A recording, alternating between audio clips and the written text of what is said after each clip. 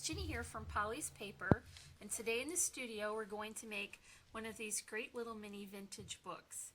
You can see I've added one to the corner of my old Curiosity Shop collage, and it gives a great amount of depth, and I added some charms too as well for movement.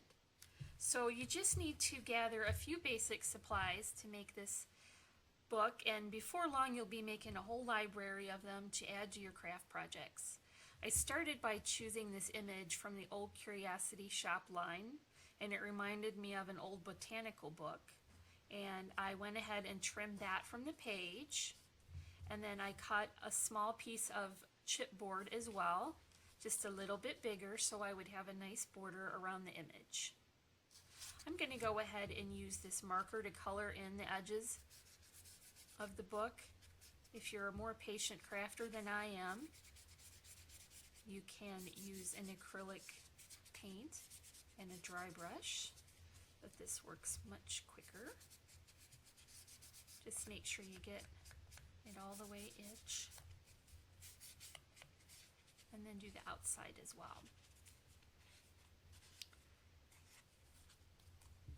Okay, I've got that done now.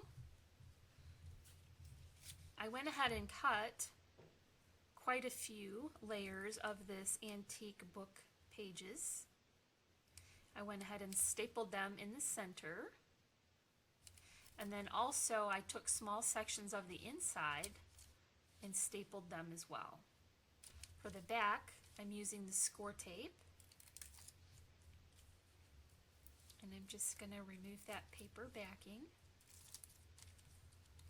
and attach it to the book cover.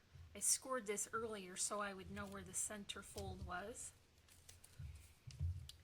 And I'm just going to go ahead and press that in.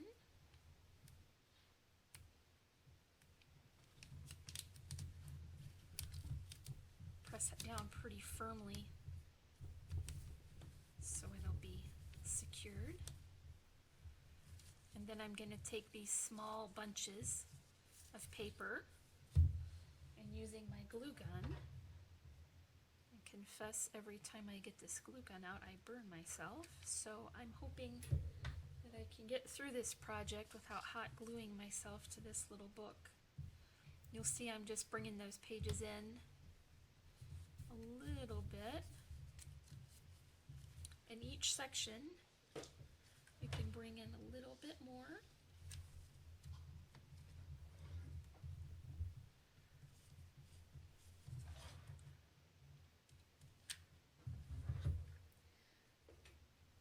It's a little tricky to hold this and not burn yourself. You see I'm creating a nice shape there in the back. So each layer comes in just a little bit. Don't worry about those staples, they won't show once you get the top part glued on. I've left a few of the pieces on top so that I can just finish off that nice curve. Ouch, that hurt. And the last one on this side. Same thing over here. Bring that in.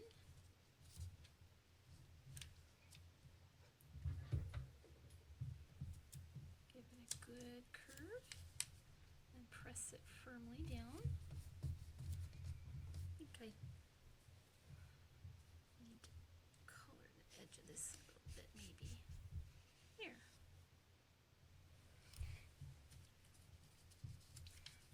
Just work in small sections until you get it all layered up.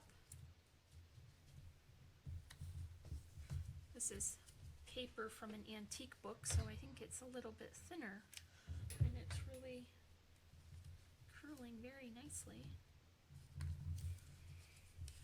Almost done.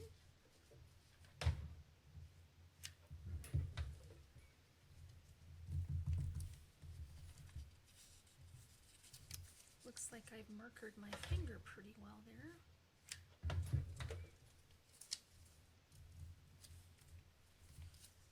Once I get this done, I'm going to go ahead and curl the edges a little bit to ink it with the Gathered Twigs Distress Ink, which is my current favorite. Don't know that you need to be too gentle with this. It's the rougher it is, the better it will look. Oh, yeah, that's coming up nicely. I'm going to go ahead and take these glue strings out. Curl that up too.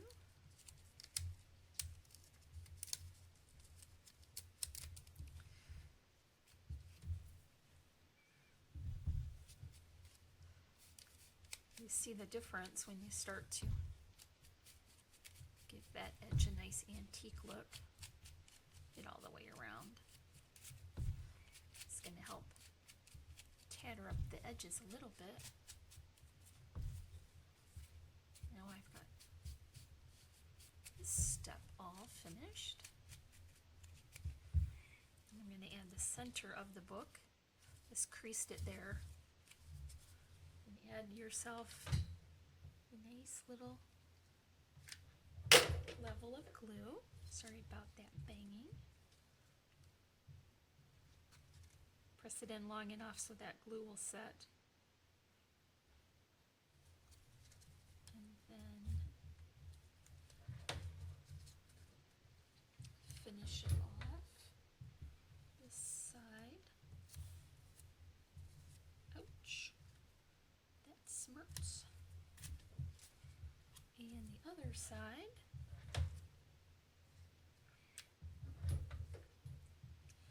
And then you'll also want to go in and curl up these top edges a little. Give it a more tattered look.